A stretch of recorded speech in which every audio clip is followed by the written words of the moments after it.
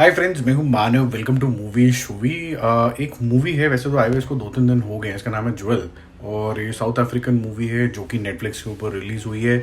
और काफ़ी आर्टिस्टी टाइप की ये मूवी है जिसका कंक्लूजन भी आपको सोचने पे मजबूर करता है। और काफ़ी कुछ आपको जो सप्रेस्ड ब्लैक कम्युनिटी थी, एक मैसेकर भी हुआ था 1960 के अंदर वाइट्स द्वारा, उसको डिस्क्राइब करते हुए स्टोरी को आज के टाइम के अंदर लेके आ जाता है। मैंने एक कहानी देखी थी जो कि अमेज़ॉन प्राइम वीडियो पे आई थी। मैं काफ़ी रेफरेंस देता हूँ उसका कि ब्लैक्स किस तरीके से हॉरिफाइड हो जाते थे जब उनको सप्रेस किया जाता था। उनका जो ऑपरेशन था वो इतना ज़्यादा मेंटल टॉर्चर क्रिएट करता था। उसका नाम था देम। अगर आपने वो सीरीज़ नहीं देखी है, वो एकदम जेन्युइन ज्वेल है।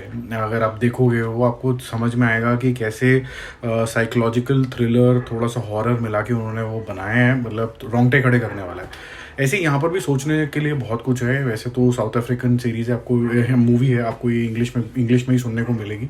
सब जो इसका मेन मुद्दा यही है कि किस तरीके से ये जो कम्युनिटी है उसको दबाया गया था। एक मैसेकर भी हुआ था जो उसके घाव हैं आज तक भी नहीं भरते हैं।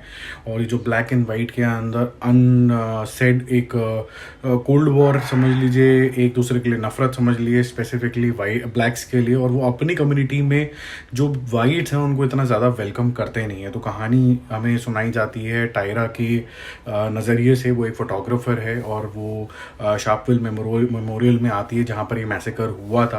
और वहाँ पर ना तो उसको ज़्यादा कल्चर पता है और वो इस जगह को एक्सप्लोर करना चाहती है क्योंकि वो एक फ़ोटोग्राफ़र है। एक मैगज़ीन के लिए कुछ फ़ोटोग्राफ्स देना चाहती है, कुछ स्टोरी बनाना चाहती है।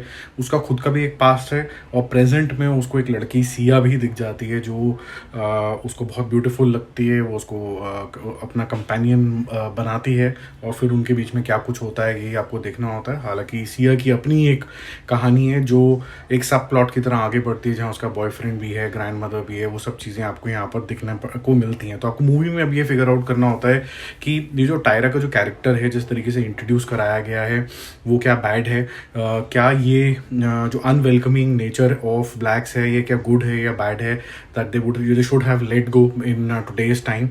जो कनेक्शन बिटवीन सिया और जो टायरा है वो कितना ज़्यादा रियल है, यही सब चीज़ें आपको देखने को मिलेंगी। और सबसे इफेक्टिवली जो आपको दिखाया जाएगा pain of the black people and how they are unable to let go this. और आपको कभी इस चीज़ के लिए गुस्सा आएगा और कभी किसी वजह से आपको ये भी लगेगा कि actually they are not wrong also, कितने गहरे घाव हैं, ये कैसे भरेंगे। और जो इनोसेंस ऑफ सिया को जिस तरीके से एक्सप्लोर और एक्सप्लॉइट किया गया है वो भी नरेटिव को बहुत आगे अच्छे से लेके जाता है। अब देखो कुछ डाउन साइड भी हैं। वो इस तरीके की हैं जैसे टायरा को अपने आप को एक्सप्लोर करते हुए यहाँ पर आना था और अपनी ज़िंदगी पुराना भी देखना था। और कुछ उसका लगाव सिया के साथ भी हो जाता है। But when she is doing all of this, तो उसका जो कैरेक्टर जिस तरीके से एटलीस्ट मैंने कंज्यूम किया वैसा लगा कि इसे थोड़ा सा सस्पिशियस सा कैरेक्टर है। तो जो उसकी इंटेंशन क्या है कभी भी क्लियर ढंग से हो पाती नहीं है। इसीलिए उसकी राइट या रॉन्ग जो भी इंटेंशन होती है जो आप मूवी में फिगर आउट करोगे वो थोड़ी सी आप रिलेट नहीं कर पाते हो। गलत है तो अच्छा, गलत है तो सही होना चाहिए था, अगर ये सही कर रही है तो यार गलत नहीं होना चाहिए था क्या।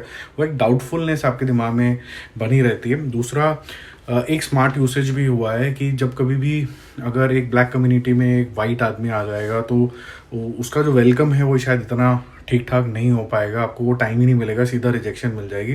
तो यहाँ पर LGBTQ का एक एंगल डाला गया है कि किस तरीके से एक वाइट वुमन आ जाती है कि उसको इतना टाइम मिल जाता है कि वो सिया के साथ कॉन्वर्सेशंस कर सकती है और आगे फिर जो कुछ भी होता है मूवी के अंदर।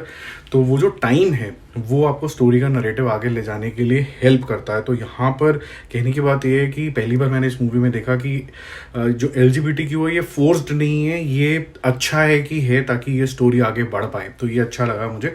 हालांकि जो केमिस्ट्री बिटवीन चाहे सिया हो, चाहे उसका बॉयफ्रेंड हो, चाहे सिया और टायरा हो, मुझे थोड़ी लिमिटेड लगी क्योंकि नरेटिव इतना सारा था, इतना कुछ बोलने की कोशिश की जा रही थी कि जो दिमागी प्रेशर होता है और जो पुराने हादसे होते हैं क्या उसको लेट गो किया जा सकता है कि नहीं किया जा सकता, क्योंकि उसका जो बॉयफ्रेंड है वो भी थोड़ा सा अब जाने नहीं दे पा रहा है इस बात को। और जो सोसाइटी के अंदर जो नॉर्म्स हैं, जैसे वाइट्स जीते हैं और जैसे ब्लैक्स की थोड़ी सी कंजर्वेटिव दुनिया है, उसका जो मिलन दिखाया है और जो कन्फ्लिक्ट्स दिखाए गए हैं वो भी आपको मूवी देखने के लिए मजबूर करते हैं कि ये कन्फ्लिक्ट से कुछ बड़ा तो नहीं हो जाएगा। तो जो डर की थोड़ी सी दुख दुखी होती है वो बनी रहती है।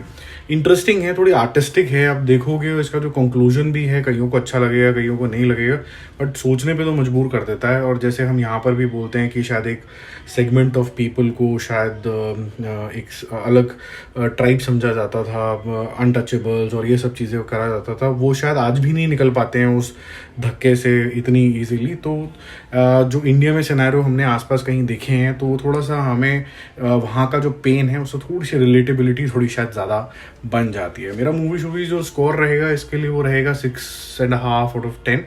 It's a decent watch, it's a slow watch, it's an intellectual watch, तो नॉट फॉर एवरीबडी। ठीक है, तो हम जल्दी मिलते हैं एक और रिव्यू के साथ। Don't forget to subscribe the channel.